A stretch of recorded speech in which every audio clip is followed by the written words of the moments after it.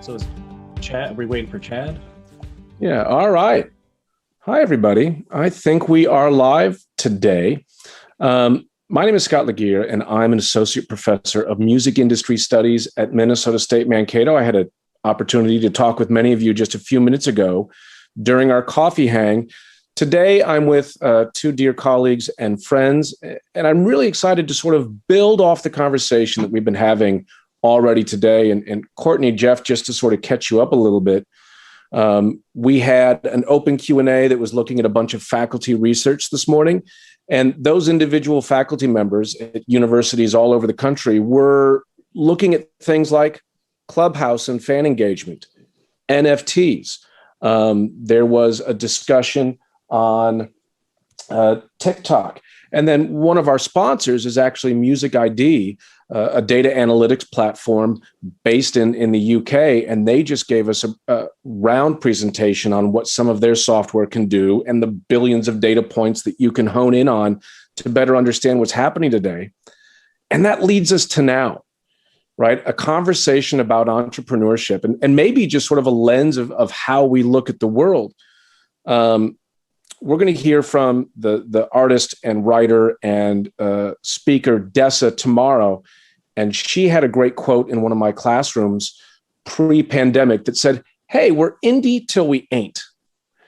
And I like that notion. I like that notion that suggests all of us are a startup. All of us are getting going. But I'll tell you what, as a lifelong musician, when I started out, my first band in high school and then bands in college and playing at the dive bars and, living in a van, we never thought that we were a member of the Young Entrepreneurs Club, right? Meanwhile, today, I know there's some young artists that say, hey, we're actually a small business. It's not the same rock and roll mentality that it used to be. But I think you two are in unique positions looking at technology, running technology firms to really say, is entrepreneurship broadening, right? We teach entrepreneurship in a lot of our programs. Some of our faculty on this joining us today actually are in entrepreneurship-based schools. I'd like to talk to both of you from your vantage points. Is the nature of entrepreneurship expanding? Do we have to have a broader view of the world? And maybe we'll start with you, Jeff.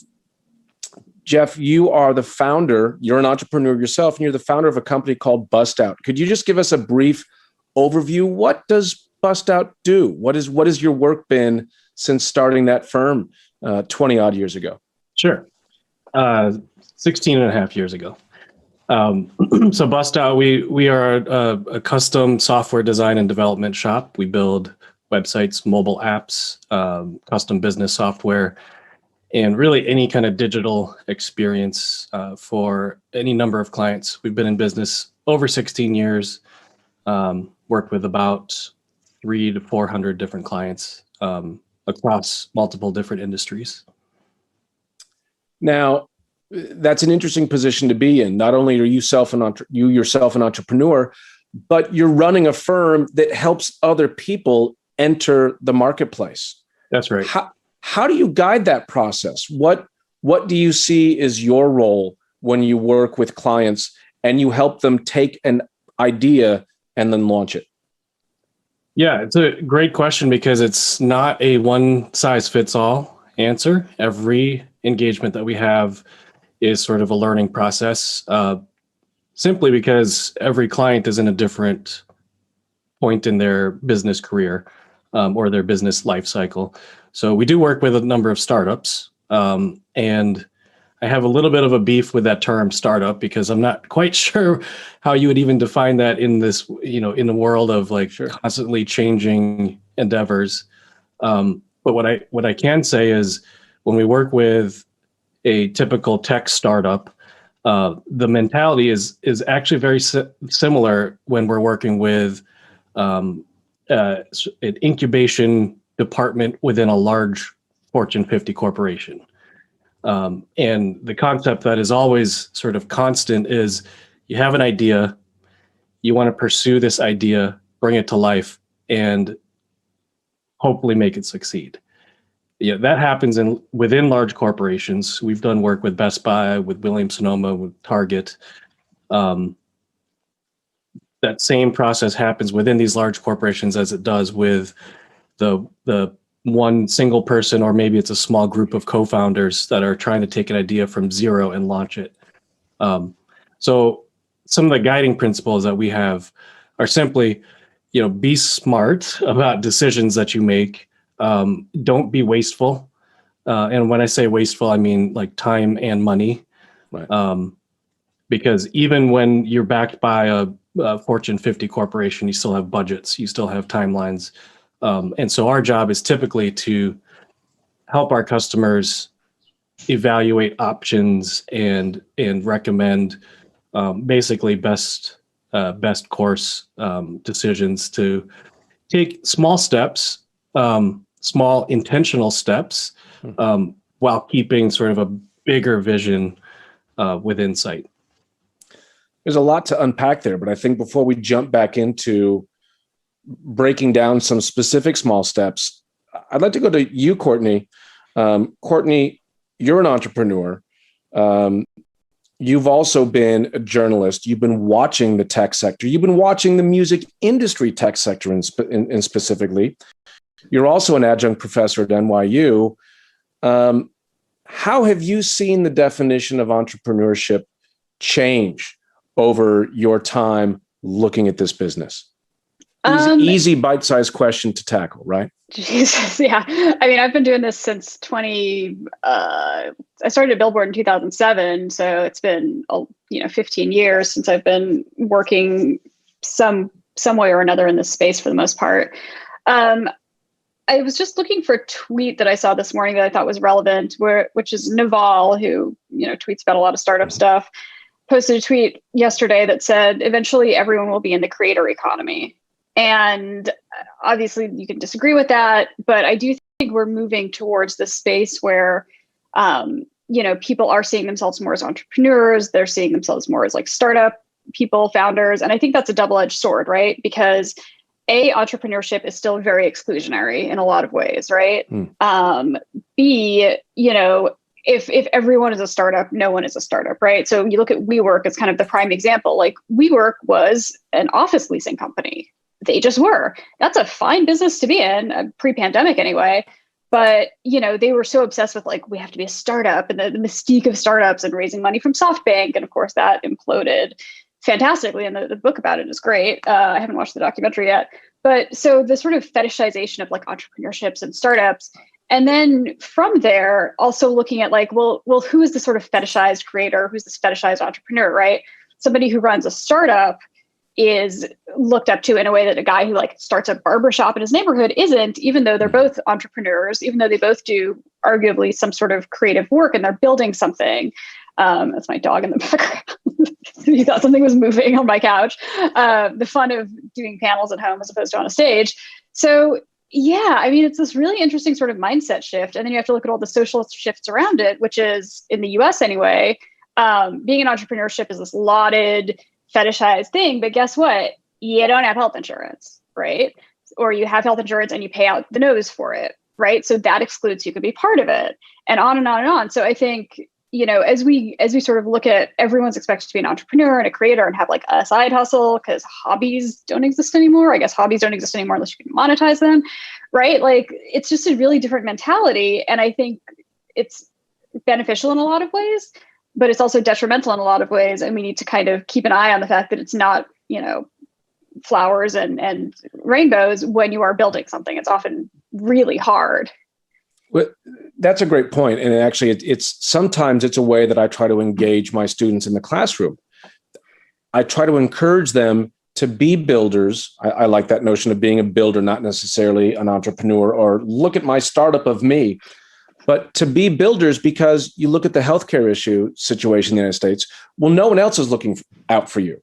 So it's up to you to be indie until you ain't and progress from there. So Jeff, let's jump back to you and what you help guide people to, and literally to talk for a moment about those steps. If you want to be a builder, if you want to grow an idea, where do you have to be? what are some of the spaces that you at Bust Out build for people, and why? Let me start by saying, when I love that tweet that you referenced, Courtney, about everyone's going to be a creator, because I think you have to have that switch flipped in your head of, I'm not just going to be a worker, I'm going to be a creator. And a creator could be somebody who is, launching their own startup. It could be somebody who works at a large corporation. It could be somebody who's not doing anything for money. Right. That creative mentality, I think, is where we start. So when we are engaging with a customer and we're going to make something, no matter whether it's a music streaming platform, a sports management platform, or some crazy back end business solution, you have to come with it with a creative mindset. And so that's absolutely where we start. Is let's look for signs of creativity. And some people think, well, no, we're just writing database code. There's no, it's not this like artsy endeavor. And I don't mean to equate creativity with art. I mean to define it as a way of thinking. And when we work with clients across industries, one of the most, I'd say sort of the common thread is creative energy. And entrepreneurship is exactly that. Like, you have to have this creative energy. You have to be willing to look at a problem and evaluate 100 different solutions. There's never one right answer. There's likely multiple right answers. And I think the difference between a successful endeavor and one that fails is two things. One is the willingness to look at a problem from multiple angles. That's the creative aspect of it. Right. And then also the willingness to try them, right? So if we have 5 possible solutions, well, we could spend weeks, months evaluating the solutions and then trying to pick the one to implement. Or you can go, what the hell, let's start with number 1 and then try it. Oh, well, that didn't work. Let's pivot to number 2 and keep going down the line. So there's a phrase that, that I think in the tech world people use, it possibly overused, but fail fast, fail early. It is a mantra that, whether you like the cliche or not, that is something that I think we appreciate, is try things. If they don't work, you failed. Failure is not a bad thing. In fact, it can be a good thing. But if you spend too much time trying something and not letting yourself fail, then that can be detrimental. So that willingness to just go for it takes, I really see it as a sort of a mental switch that needs to flip, of like, we're going to go for it. If it doesn't work, that's not a failure. It just means we're going to try something different.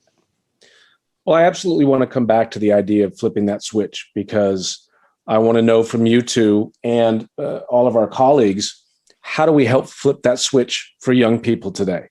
I mean, and actually, Courtney, before I jump to you, I will, ask Jeff this specifically. Jeff, we met 20 odd years ago in college, and both of us were biology majors, and we have, gone very far from that initial thing. What flipped for you? The switch that you knew you could be a creator, that you knew you could go do something, and you didn't have to stay in the lane that was go to the high school and go to college, and go to college to get the degree, and the degree gets you the job, and you're there for 43 years and you get the gold watch. Where did the audacity come from for you to start Bust Out? So let me, that switch, that proverbial switch that's supposed to have flipped, I'm not convinced it flipped ever for me. I think I'm still still struggling with that. And somebody asked me once, when did I know I was a successful entrepreneur? And that question really took me aback, because I've never felt that. I think it's an ongoing endeavor. So, the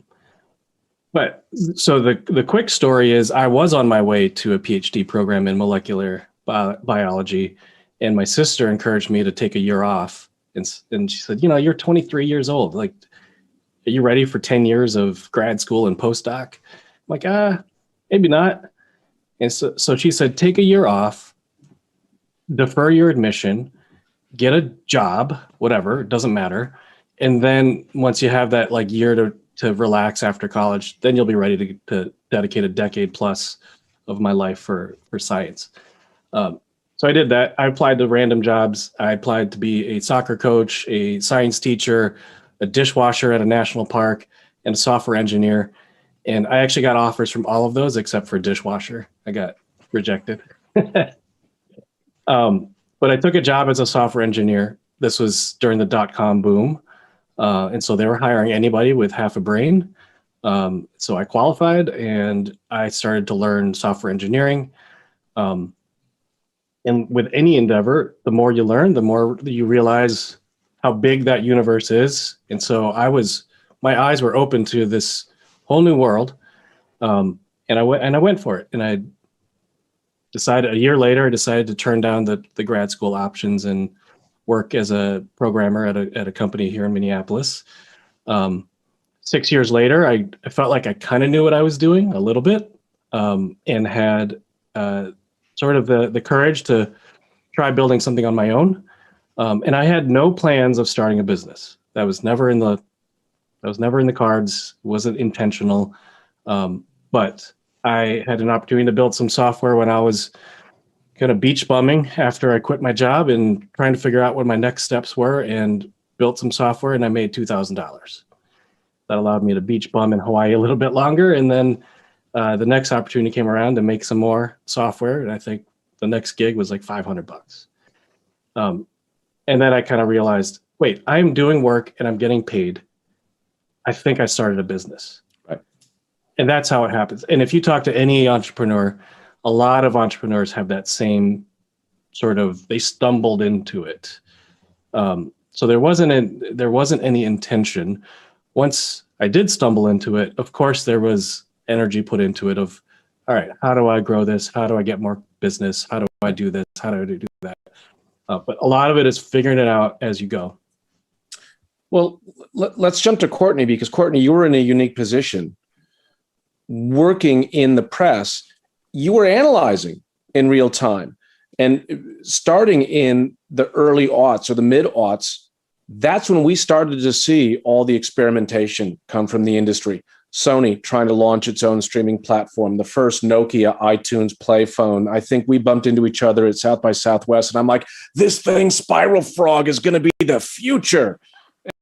And we all know how that went, 8 users and we're done.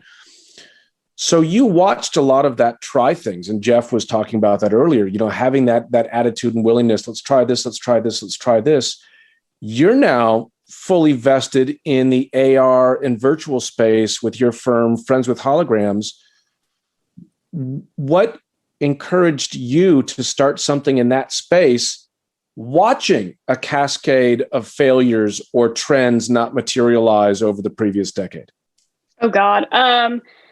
Yeah, that's a big question. So it's so funny because I look back at the stuff that I've written and everything that I covered, during that entire music startup adventure. And I mean, a lot of it is gone, right? There were two sort of bifurcated paths coming out of the sort of great startup explosion of the 2010, 2011, is you either were like Spotify or, Apple Music, or you kind of just got bought by one of those companies, or you just kind of went away. So, I think you have what you have with a lot of startup industries, which is a few big winners and a handful of folks who try something and it doesn't work out and they go do something else. I don't like being an entrepreneur. A lot of it sucks. And I did an interview with Huffington Post about this a month or two ago. And the actual headline they used was, being a founder is hard and often sucks. And I was like, it is. It sucks to have this feast and famine income, right? It's really hard. And especially when you're just starting out. I'm fortunate enough now that Friends with Holograms has been successful enough to have, a decent runway. So if a deal doesn't close, I'm not all of a sudden, oh my God, I'm going to live on the street. And I'm very lucky to be married to somebody who has a 9-to-5 with health insurance that I can, be part of. But it's really hard. It's totally feast or famine. People don't really respect small startups, right? Clients treat you terribly for the most part. They don't consider your time, right? Because when you have a salary and you spend half your day futzing around, like you still get paid. If I spend half my day futzing around, I don't get paid, right? So for a company to call me, be like, hey, we think PR is really neat. Let's chat about it. Let's do this. Da, da, da, da, da. Like for them, it's nothing. For me, it's like, okay, that is an hour of my time that should cost a certain amount, and it doesn't because, and it's really challenging. And I think with the music startup stuff, to kind of get back to that, what you saw was a lot of people who had, the thing that I really think about when I think about these music startups, you saw a lot of people that had really great feature ideas. You didn't see a ton of people that had really great product ideas. And that was always the thing that I was like really pushing with folks was like, social listening. I've seen a billion social listening startups. None of them have taken off. A few of them have been acquired by the big players and been sort of folded in. But the idea that like, listen to what your favorite artist is listening to, listen to what your favorite, athlete is listening to, listen with your friends, like that just doesn't work as a standalone product, right? It's probably a great feature within a Spotify or an Apple Music. It's not great as a standalone. There were a lot of really interesting like live music startups that I think have been effectively pretty crushed by the pandemic, which is a shame. And that has nothing to do with them as business models. That's just like a black swan event that wiped them out. And I think one of the reasons that I got into VR and AR was partially because I could kind of sense this wave of music startups kind of starting to really come to an end. So you had all this excitement and growth and innovation from like 2010, 2011 to like 2015, 2016. You had this 5-year period where things were like on fire. And then it just started to taper off. And it was like, I was, talking to different companies. I was still covering it. I was teaching. I was doing all this stuff. And I just wasn't seeing anything new. I was seeing kind of the same ideas, kind of rewarmed, kind of rehashed. Here's a, put a little button on it and call it something else. And it just kind of petered out. And there are still some interesting startups out there. My friend has a really great like AI music composition startup. There's a lot of cool stuff happening in like blockchain NFT space. I consulted for a company called Tokenly that was very, very early in the NFT space, like 3 years ago. And so when everyone was like, NFTs, I'm like, wait, I did that 3 years ago. Okay. Glad they're big now. So yeah, it's just like this thing where it's this constant cycle and you really kind of have to almost be lucky and ride that wave. And you don't know, like if you're an artist and you get really, really good at one thing, but that sort of falls out of favor, then it doesn't matter how good you are. You have to like constantly be reinventing yourself. And it's the same with the startups. Like everyone sort of was into VR and AR for a little bit. And luckily enough people still are that's viable. But now everyone's like, okay, NFTs, and they scuttle over to NFTs. Right. And then, in 2 years, something else is going to be big. And everyone's going to scuttle back and forth. And the thing that you kind of have to do is keep constantly building and reinventing, which can be really challenging. Well, you started out talking about from the very get-go that being a builder, being an entrepreneur is hard work, right? And talking about those waves, well, there's some questions from the group today. One of the waves we've just all lived through is the pandemic. Yeah. Right. And so I'm wondering, as smaller businesses, people who work for yourselves and have people working with you, how did you fare through that? And that will lead us, Jeff, if I ask you first, what did the pandemic look like for you and some of your clients? The interesting thing is you launched another product during the pandemic. So let's start with you, Jeff, talking about,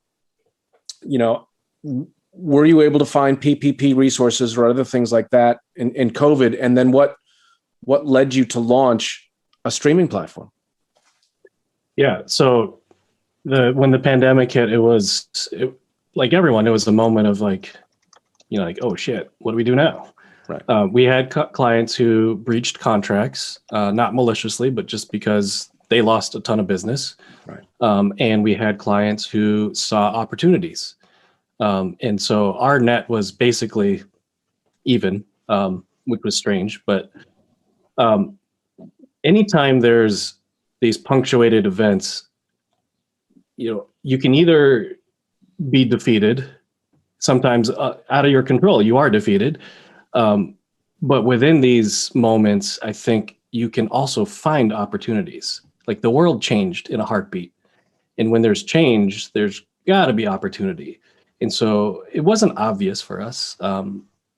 And it wasn't obvious for a lot of our clients. And with some of our clients, it took months and months to figure out how to adapt and how to pivot.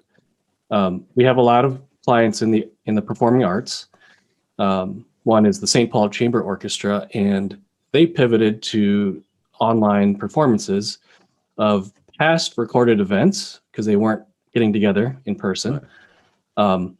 And luckily for them, we built their streaming platform, their concert library, in 2016, which at the time, great, yeah, we'll build you a streaming video platform. But it was a little strange because it's like, well, you're an orchestra. People like to go to the concert hall and experience the music in person. Turns out they were 4 years ahead of their time. And when the pandemic hit, they just like, okay, I guess we're going to just stream online. We had a lot of customers ask us for that platform.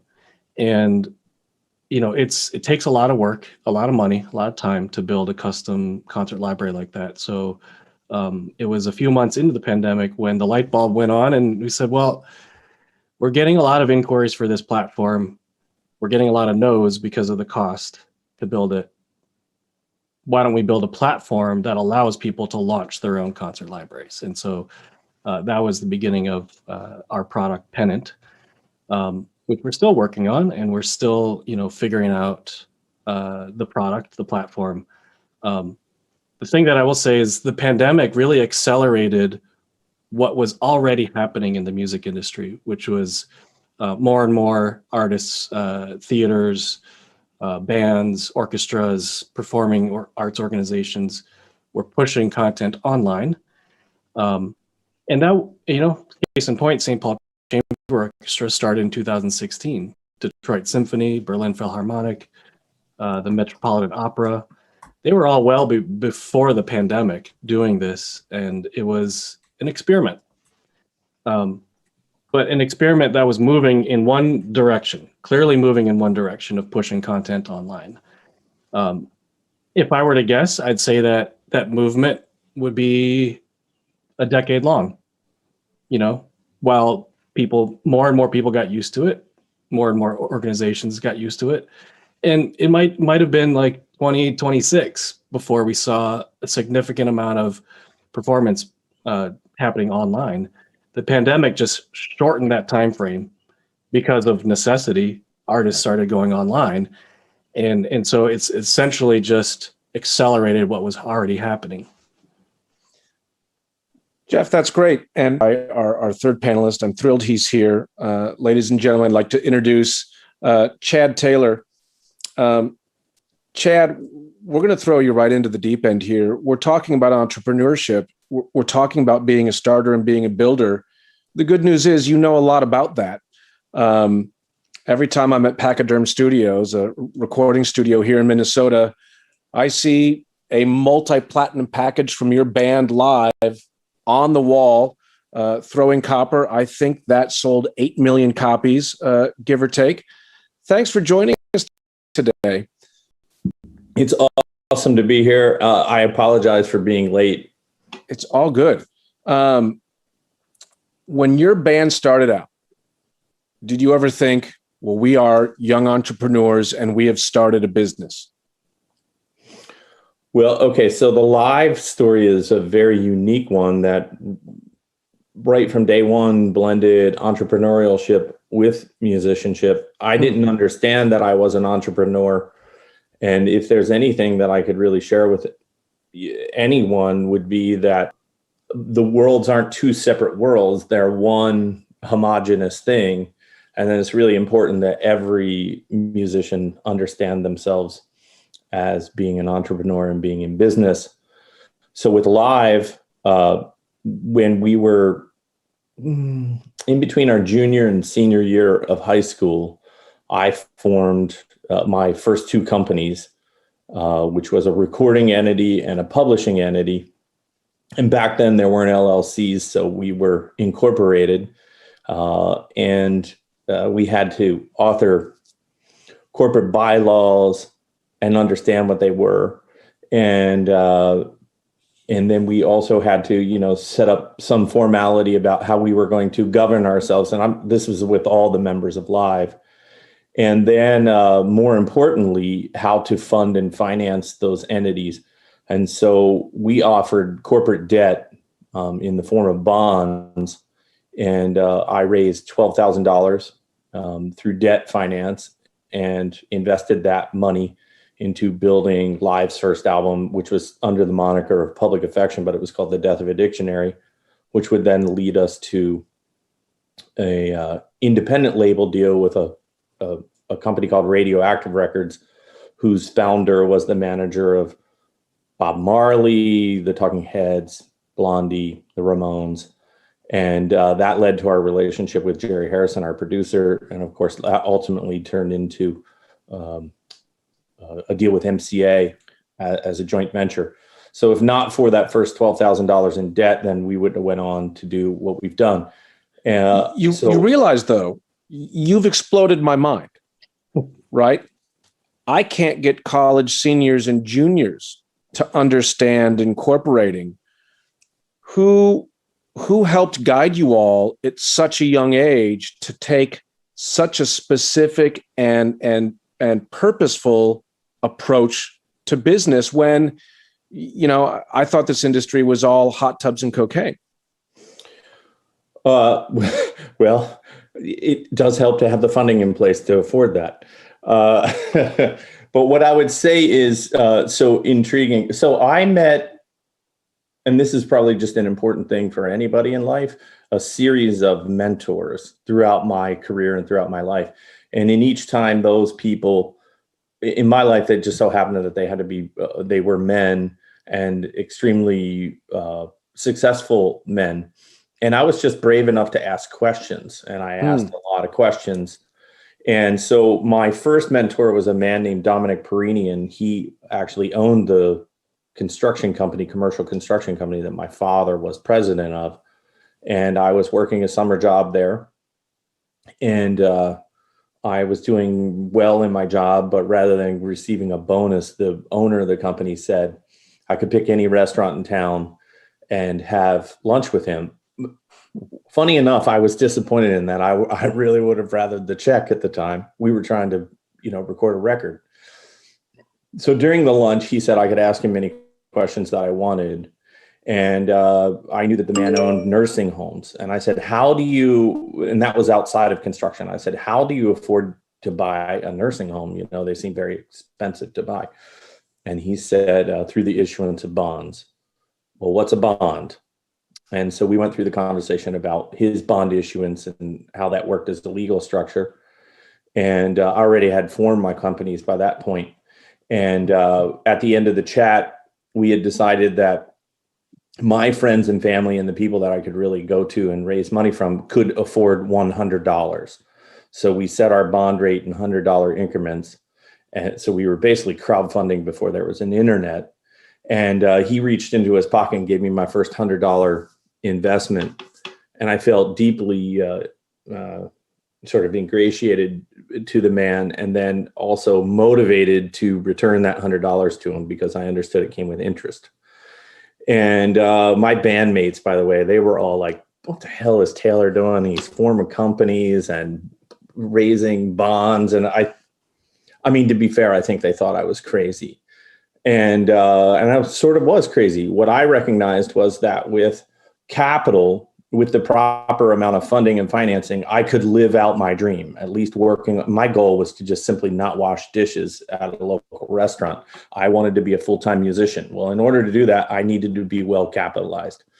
So as soon as I made that connection, then I recognized that it was going to be important for us to have a relationship with investors.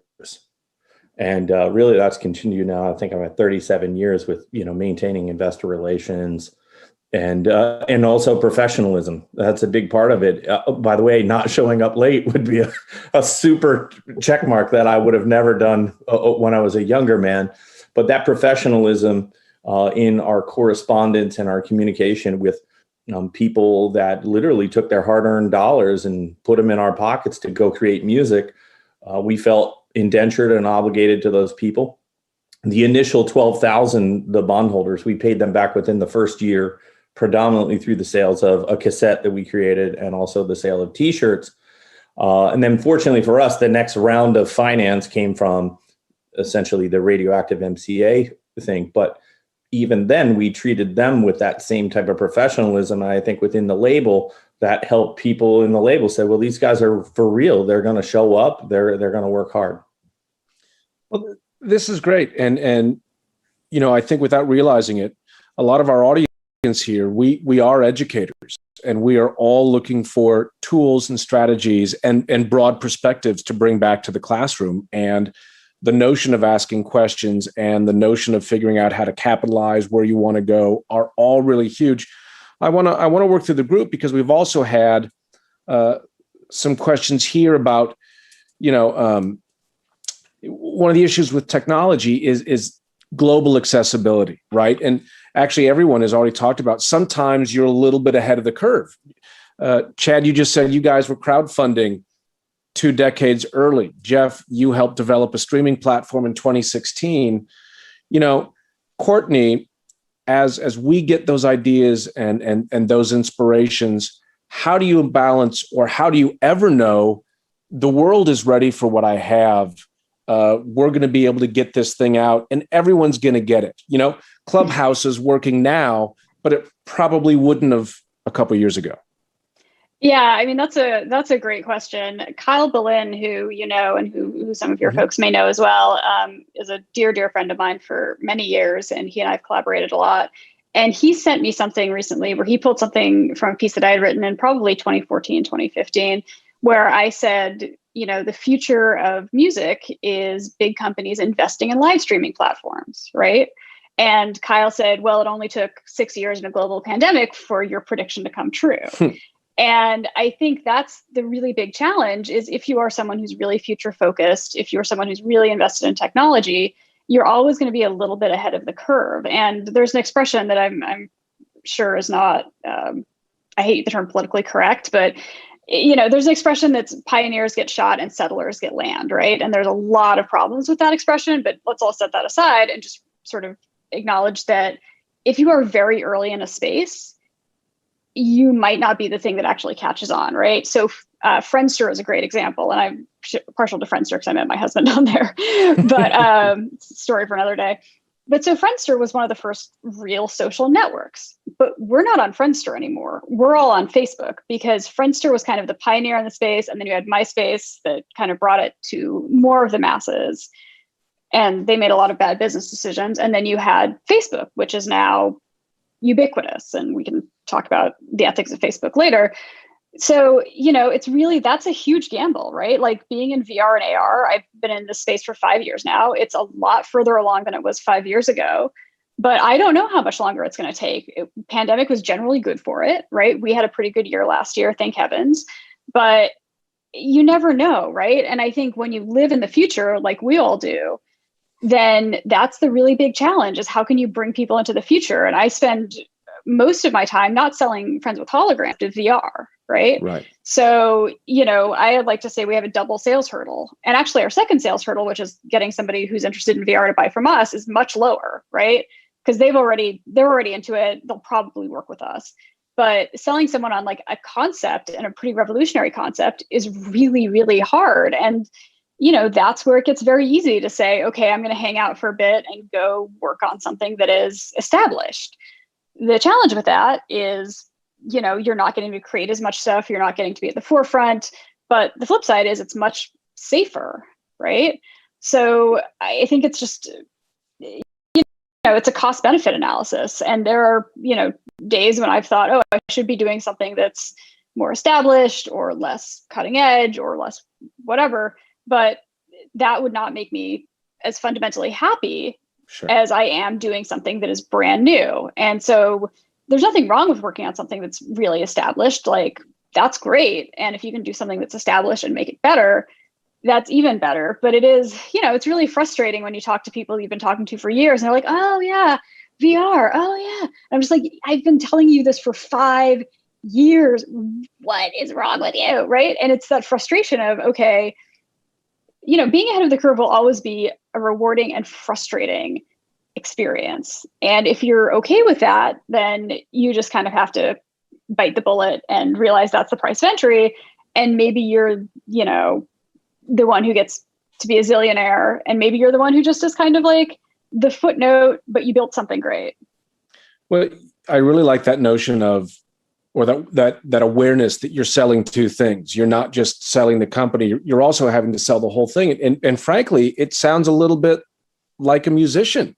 You're both selling, come on, I've got this music, I've got this thing, please listen, but you're also selling yourself. And that makes me think of all of our students who need to do a parallel thing, right? They are selling themselves in addition to selling or trying to market or trying to build their band, their small company, their potential as a young employee. And as we just have a few minutes left, I want to go around and hit Jeff and then Chad and then back to Courtney. If we roll back that clock 20 years ago, what would you tell a younger self about a world that's hard and that's challenging? Because that's where a lot of our students are. And it's interesting. I don't know if you caught it. Armin and I were chatting in a little coffee break before this moment. And quite frankly, I think a lot of our students are going to need a pick-me-up. A lot of our students are going to need some community. We've all been on Zoom fatigue, no more so than a lot of our young people. And I've never gone through, I've said this before, but I was talking to some of my students and we're coming out of a really tough year. And there's this notion, well, we've soldiered through. But in some of the one-on-one conversations with my students, it's been, no, Scott, please understand, this has probably been the worst year of my life, right? Whether from a mental health challenge or being at home or losing a family member or, that loss of self and place. It's hard to be an entrepreneur. It can be hard to wake up and suddenly find out that the world transforms on March 2020. What would you tell a young person about that switch and being curious and moving boldly into the future? Jeff, Chad, and then Courtney. Yeah. Pandemic aside, which I think threw everyone for a loop. I always tell students or young people, if they have an idea, like you're going to obsess about an idea. If you have it and it's in you to like really obsess about it, or, maybe it's a band that you want to start or a company that you want to start, or even just an idea for a new technology, recognize that in yourself. First of all, like if you're obsessed with this idea, that's probably a sign that you are going to do something with it. And then I love, Chad's story of like sitting down with a mentor. I did that without even knowing I was talking to mentors. When, like I said, I kind of stumbled into my business, and I just would say, hey, I think I'm going to try this. And somebody who's been there and done that was like feeding me little bits of advice. And if I could go back 20 years, I would go back even further. If I could go back into my teens, I would encourage like a teenager, start a business. A lot of teenagers start businesses, newspaper route, babysitting, selling candy, that kind of thing. That's entrepreneurship. And there's no better time to start a business than we have nothing to lose. So I tell young people that all the time. You got nothing to lose. You're in debt anyways. Why not just try something else? Because you get that muscle memory of being okay with risk. Going through these motions. I tried this, it didn't work. I failed. I lost some money. I lost some time. But then I knew how to try it again. Right. And the lesson that I wish I had when I was younger was to find that relationship with risk. 'Cause that's what entrepreneurship is. It's being okay with risk. You know, I feel like I'm all constantly 3 months from the brink of failure. You know, I'm 16 years into my running my business, and every month I'm like, well, we got 3 months left, and I got to go get a desk job. And so finding that relationship with risk, finding where your risk tolerance is, really leaning into it, trying something, and then you'll realize that your risk tolerance moves as time goes on. And you know, now I'm in my middle ages with a family and young kids. My risk tolerance is a little bit lower. You know, I don't want to lose everything right now. But if I were 18 years old, 19 years old, I'd go for it. Well, now, you know, Chad, I want to hear your comments to a younger person. And of course, we can envision a younger musician, but it leads me to one more question specifically to you.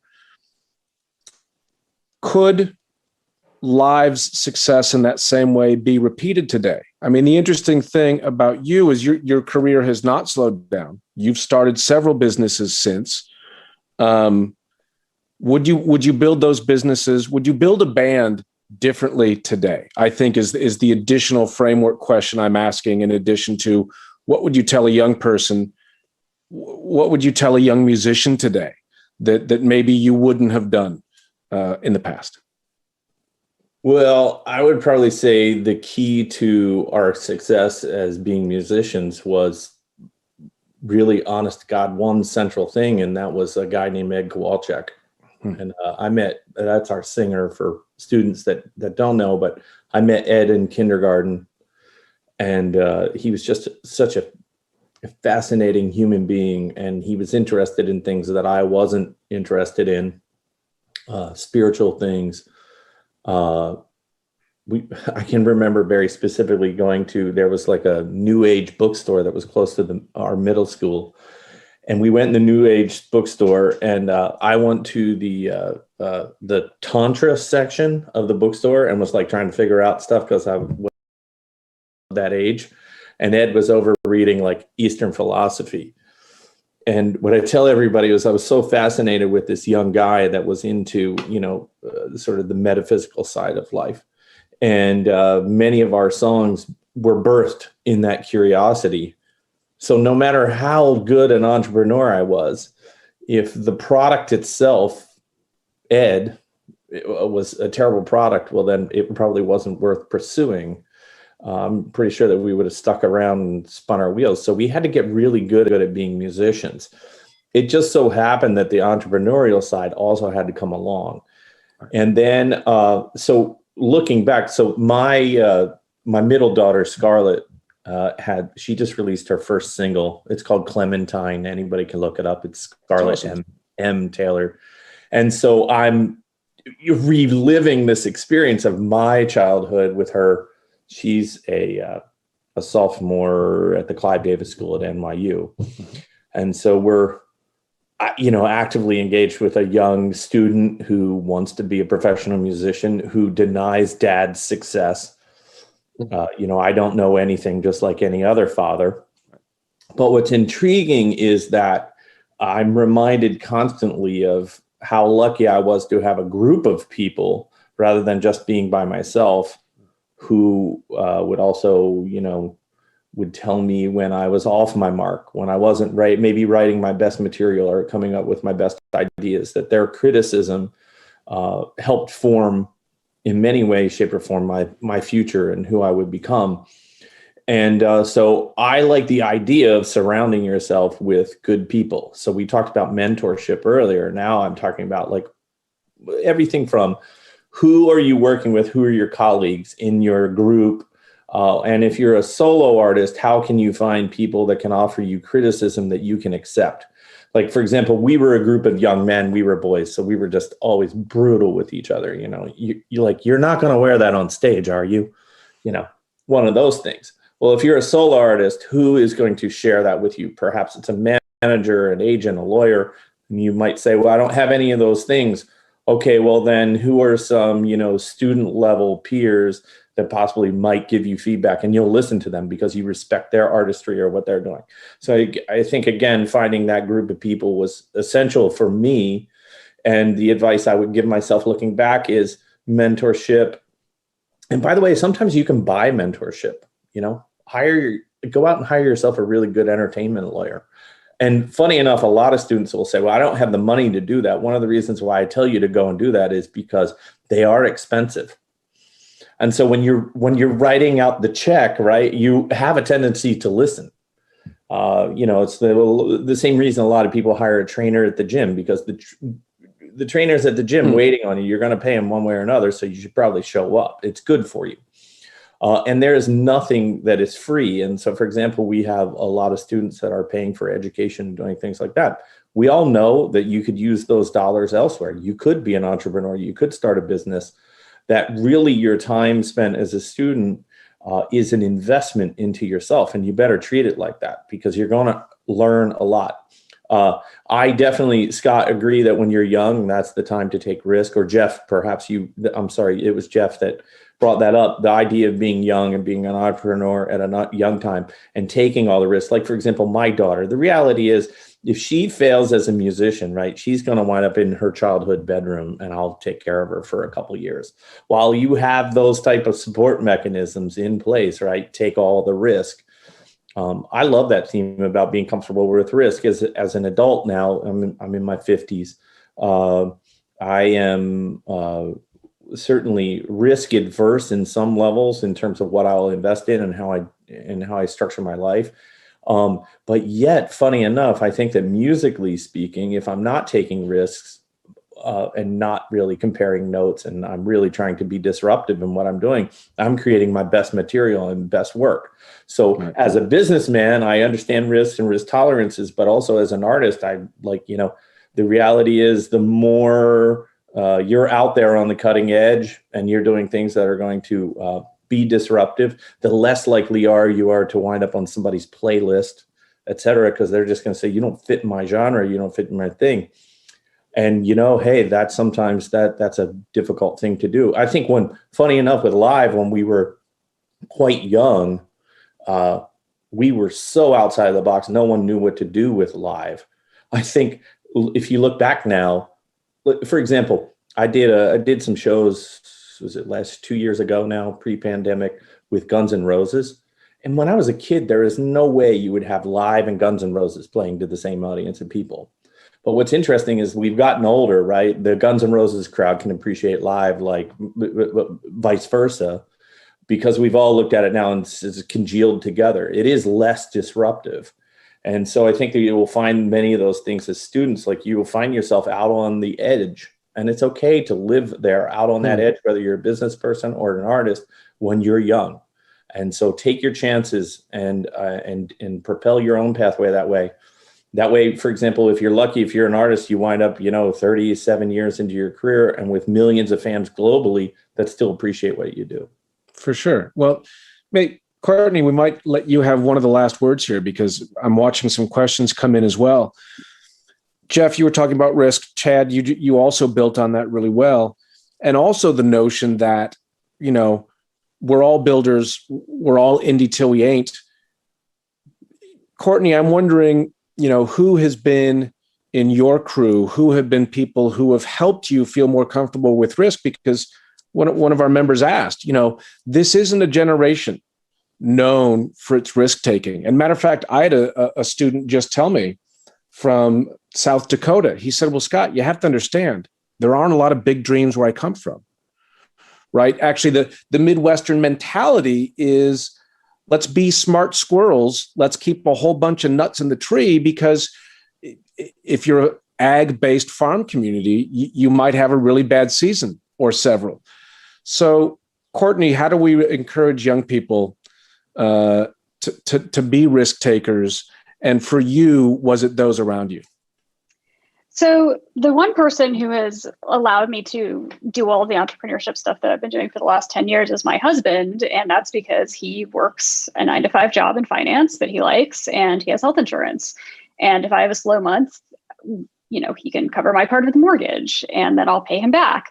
Like, that's kind of what you need. And I want to address the students because I think there's a couple things I want to say. First, I mean, my heart like breaks for you guys. This has been one of the worst years in recent memory. I mean, to go through this as a student and to have your entire life disrupted like this is awful. So, but know this, like, it's going to get better, right? So the worst year of my life was 2003. I was 23 years old. I was a drug addict. I was in an abusive relationship. I was working as a temp at a law firm answering the phones. I had graduated from Wellesley. I had this amazing path in front of me, and I literally set it all on fire. And I thought, I have ruined my life. It is over. And then I decided that wasn't the life I wanted. And I got clean and I got out of that relationship and I rebuilt everything. And that's what happened, right? And keep your eye on your own game is the other thing I'll say, because people are going to have different rates of success at different points in their life. And also, don't forget, you're not all starting from the same place. So I've sat here and watched people in my community in VR fly all over the world, and they make one fancy art VR piece a year. And I'm like, God, how do you do that? Why can't I do that? Oh, your dad invented Post-it notes. Okay. So like, realize there's a lot of kids that you're competing with who have giant trust funds and dads that are gonna be like, go play, have fun. And if you don't have that, like I come from a pretty working middle class background, then you can't do that. And that's okay, right? Like, just build what you can, do what you can. There's no shame in having a day job to pay your bills. There never should be that shame associated with it, right? Like, build in the evenings, build on the weekends, go answer phones at a law firm during the day. It's going to suck. It's going to suck your soul. Guess what? If you don't have a trust fund, like, that's what you got to do, and just keep moving forward, because that's really all you can do. And I know that things will get better. Things are opening up. Hopefully this is like a black swan, once in 100 years pandemic. God knows there's tons of other stuff coming down the pike with climate change that's going to be terrible, but like, just keep moving. And that's the advice I give myself every day. And sometimes I take it and sometimes I don't, but that's all I can tell you is like, just keep building. It's going to get better. It's what I tell my 9-year-old. What did Dory say? Just keep swimming. Just keep swimming. Just keep swimming. We are out of time. Jeff, Chad, Courtney, thank you so much today. This is going to be a little resource vignette that I'm going to play for students next fall. I deeply appreciate all of your time today, your thoughts, and especially your empathy. Stay safe this summer at U3, and I hope to bump into you somehow in an in-person thing in the very near future. Thank you so much. Good luck, everyone. Peace out. Bye.